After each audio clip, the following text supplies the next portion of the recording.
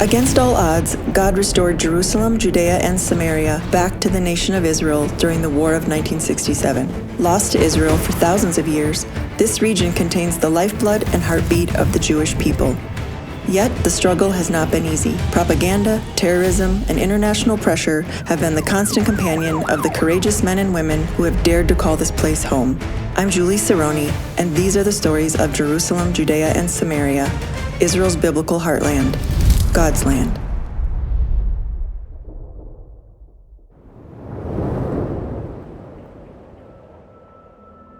Ari, would you tell us the story of how you came to move to Israel as an American Orthodox Jew? My name is Ari Yehuda Abramowitz, which means in Hebrew, Lion of Judah, son of Abraham. So I don't know how my parents could give me that name and not expect me to end up here on the deepest hill in the Judean frontier, but son of Abraham.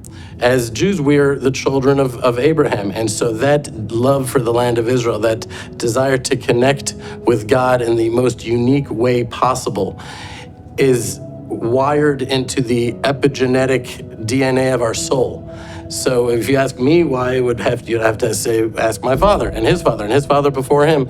All the way back for thousands of years, we've been praying 3 times a day, V'liyerushalayim ircha b'rachamim tashuv, return us please to Jerusalem. Constantly praying, return us to Jerusalem, return us to the land of Israel. So the real question is, how could there be any Orthodox Jews that are not here? That's the real question, not what brought me here, because there's nothing more natural than a Jew living in Judea. But Jeremy and I came out here and it was like love at first sight. We just couldn't not. And we'd spent years we had podcasts, we had a television show, we were trying to broadcast the truth and the beauty of Israel to the world. But at the end of the day, we had a podcast. Now we were able to come out and settle the land and bring life and vitality and color and fruits. And the prophets say that there's no greater sign of redemption than the mountains of Israel giving forth their fruit. This is nothing new we're doing here. We're coming back to the place we were thousands of years ago. And just as it was desolate for thousands of years, it's now flourishing and blossoming exactly like it did before we sinned and were exiled from the land. Without the state of Israel, no Jew anywhere in the world is safe.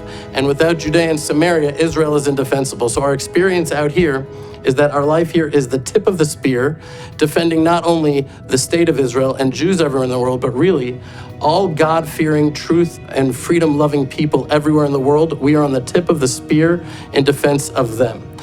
What's happening in the world, there used to be like nations against nations, but now we see that it's really philosophies and ideologies that are at battle with each other. And so there's forces of darkness and forces of light. And the whole world will suffer tremendously the stronger those forces of darkness get. And Israel and Judea is the epicenter of the light and the blessing that is going out to the world. And so if the world saw it clearly, everybody would care, because there's nothing that matters more than what happens here in the very epicenter of the battle of light against darkness.